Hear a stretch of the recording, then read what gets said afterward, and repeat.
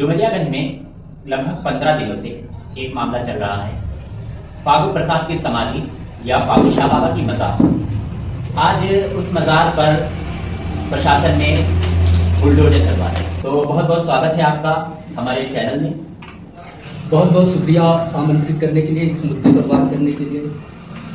तो सबसे पहले अनस भाई, हमारा सबसे पहले सवाल आपसे ये है कि जो वहाँ पर मज़ार था, लगभग सोशल मीडिया के ज़रिए से पता चला कि 105 साल पुराना मज़ार था, तो वहाँ पर आज प्रशासन ने बुलडोजर चलवा दिया।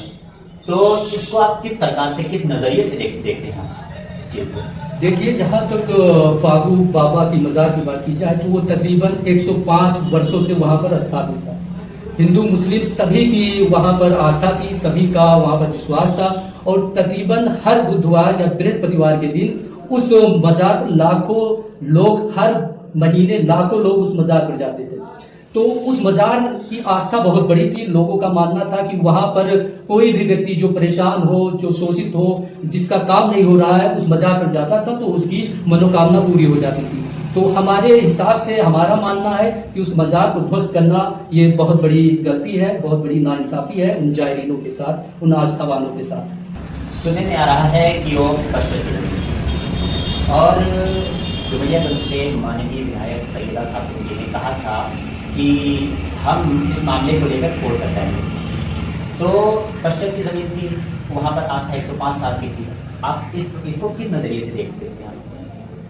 जहाँ तक मज़ार की बात की जाए तो वो 105 साल से वहाँ पर स्थापित है। तो 105 साल से स्थापित होने की वजह से उस जमीन को पशुचक कब घोषित किया गया, इसके डॉक्यूमेंट्स माननीय विधायक जी को प्रोवाइड करना चाहिए, उसको लेकर कोर्ट में जाना चाहिए और उस पर अच्छे तरीके से उसकी पैरवी करनी चाहिए। जहाँ तक मेरी जानकारी में है कि वो कुछ एरिया वहाँ पर पशुचक था और कुछ एरिया वहाँ पर जो कि माता प्रसाद पांडे जी और माननीय विधायक सैयदा खातून ने वहाँ पर रैन बसेरे का निर्माण किया था, जो कि सरकारी जमीन पर था। लेकिन अगर आस्था की बात की जाए तो बहुत सारी ऐसी मज़ारें हैं कि वो सरकारी जमीन पे बनी है, उसका संरक्षण सरकार के द्वारा होता है। तो इस मज़ार का भी संरक्षण सरकार के द्वारा होना चाहिए था, क्योंकि इस मज़ार पर अगर 80% हिंदू जाते हैं तो 20% सिर्फ मुसलमान जाते हैं। तो यहाँ पर एक बहुत ज्यादा बड़े वर्ग में हिंदू उस मज़ार पर जाते थे। हमारे जानने वाले जो कि हर बृहस्पतिवार को उस मज़ार पर जाते थे, जो कि हिंदू हैं,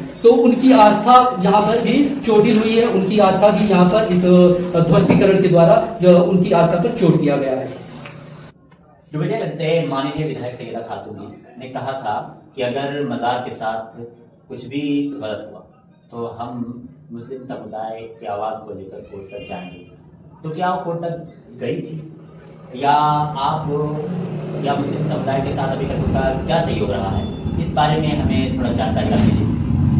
जहाँ तक सैयदा खातून की बात की जाए, जो कि वर्तमान विधायक हैं, उन्होंने जब बदलिया मज़ार पर प्रशासन के द्वारा नोटिस दिया गया था तो उन्होंने प्रेस वार्ता के माध्यम से कहा था कि अगर इस पर कोई कार्रवाई होती है तो वो कोर्ट का दरवाज़ा खटखटाएंगे। लेकिन 15 दिन का समय बीत चुका था और प्रशासन इस ताक में बैठा था कि कोई ना कोई इसके ऑर्डर या कोई ना कोई मज़ार के प्रबंधन द्वारा या मज़ार की समिति द्वारा या किसी सामाजिक कार्यकर्ता द्वारा कुछ ना कुछ इस पर किया जाएगा।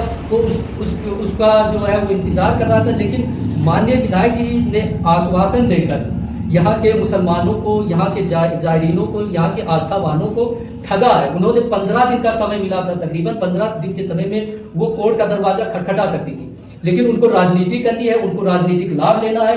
इसलिए उन्होंने 15 दिन के समय के बाद, जब आज सुबह 3 बजे उसका ध्वस्तीकरण हो गया है, तब वो आकर बयान दे रही है कि वो डॉक्यूमेंट इकट्ठा कर रही है, बदलिया बाबा के डॉक्यूमेंट, उसके पेपर, हर चीज इकट्ठा करने की बात कर रही है, जो कि एक खोखली मुसलमानों को और यहाँ के आस्थावानों को भ्रमित करने का काम वो कर रही और कुछ नहीं कर रही। अगर उनको ये काम करना होता तो जब नोटिस मिली थी उस टाइम उनको ये काम करना चाहिए था। तब यहाँ के आस्थावान, यहाँ के मुस्लिम, यहाँ के उन तमाम हिंदू भाई जिनकी आस्था इस पे थी, तब वो ये मानते कि हाँ, उन्होंने हमारे लिए कुछ काम किया है, हमारी आस्था के लिए कुछ काम किया है, हमारी इबादत के लिए कुछ काम किया। जब इनसे एक छोटी सी मज़ार इनसे नहीं बच पा रही है, इनसे संभाली नहीं जा रही है, तो ये कहाँ से इतनी बड़ी तकरीबन 1.5 से 2 लाख आबादी जो यहाँ की है, जो इनके वोटर हैं, इनको कहाँ से ये सुरक्षा दे पाएंगे? तो हमारे हिसाब से ये इस काम को सिर्फ खोखली राजनीति के लिए बयान दे रही, इससे आगे ये कुछ नहीं कर पाएंगे।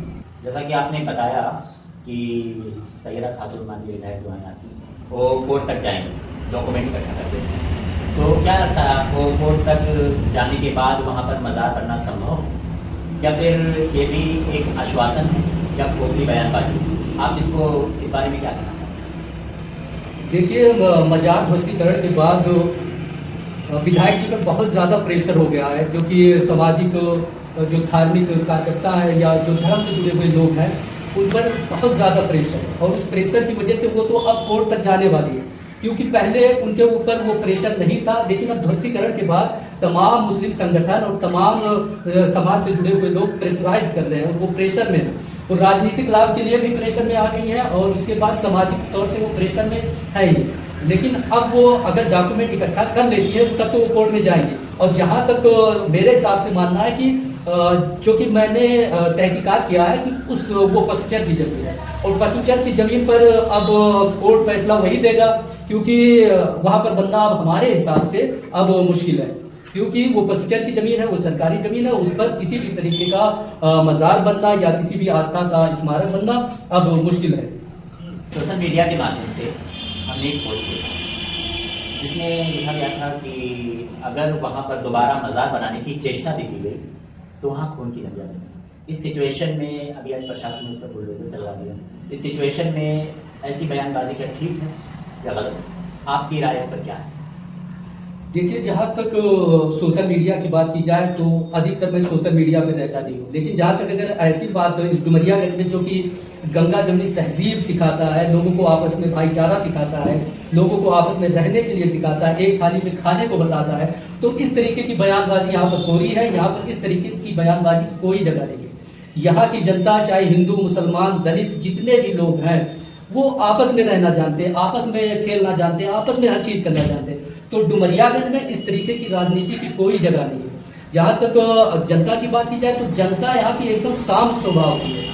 यहाँ पर इस पूरी राजनीति या फेसबुक पर कोई टिप्पणी कर देना, यहाँ के आम जनमानस में उसकी कोई वैल्यू नहीं है, वो उसका कोई कदर नहीं करते। फेसबुक का है, वो फेसबुक पर अपना जो भी करना होगा करेंगे, लेकिन ये सब आम जनता पर इसका कोई प्रभाव नहीं पड़ेगा। तो जैसा कि आपने कहा कि उस मज़ार से जिन लोगों की आस्था थी आपने उनसे मिला, तो जिन लोग की आस्था थी उन लोग का क्या कहना है इस बारे में? देखिए, हमने जहाँ तक अभी मुलाकात की, अधिकतर हमने अपने हिंदू भाइयों से मुलाकात की जो कि उस आस्था से जुड़े हुए थे। तो उनका कहना है कि फागू बाबा की मज़ार को ध्वस्त करना बहुत गलत बात है, और किसी भी बुजुर्ग, चाहे वो हिंदू समाज के हो चाहे मुस्लिम समाज के हो, उनकी समाधि को ध्वस्त करना गलत बात है, क्योंकि वो हमारे समाज में एक मिसाल बन के गए हैं आपसी भाईचारे का, और तमाम ऐसे लोग उनसे प्रेरित होते हैं, उनकी आस्था, उनमें आस्था होती है। तो इस तरीके से अगर ध्वस्त करना, और तमाम लोग जिनसे हम मिले उन्होंने ये भी कहा कि इस मज़ार को दोबारा बनाया जाए, प्रशासन इसमें सहायता करे, और इसमें सुप्रीम कोर्ट या कोर्ट में अगर प्रतिनिधिमंडल, मज़ार का प्रतिनिधिमंडल जाता है तो इस पर एक उचित फैसला दिया जाए, जिससे कि दोबारा वहाँ पर मज़ार बन सके। तो आपसे आखिरी सवाल ये है कि वहाँ पर जिन लोगों की आस्था जुड़ी थी, आप हमारे चैनल के माध्यम से उन लोगों को क्या संदेश देना चाहते हैं? देखिए, फागू बाबा की मज़ार से जितने भी आस्थावान जुड़े थे, तो मैं उन सभी से कहना चाहता हूँ, या उनसे जितने भी लोग जुड़े थे, मेरा अपना पर्सनल मानना ये है कि आस्था उनके वहाँ पर समाधि होने या ना होने से कुछ नहीं होगा। आप उनसे जुड़े हैं, आप अपने घर पर रहकर आराम से एक स्वस्थ पर्यावरण में रहकर आप उनकी आस्था को माने। आप उनके लिए अपने घरों में, अपने बागों में, या कहीं पेड़ है उस पेड़ के पास आप उनकी याद में एक अगरबत्ती, आप धूपबत्ती जो भी लगाना चाहते हैं, आप एक दिया जलाना चाहते हैं, आप उनकी याद में एक अपने घरों पर एक दिया जलाएं। और जहाँ तक इस जो वातावरण बन रहा है, तो उस वातावरण में आप अपने आप को सुरक्षित रखें। आप किसी के कहने में, आप किसी के बहकावे में ना आए, आप अपने घरों में रहें और आप सुरक्षित रहें। सबसे पहले आपका सुरक्षित होना, आपका सेफ होना इम्पॉर्टेंट है।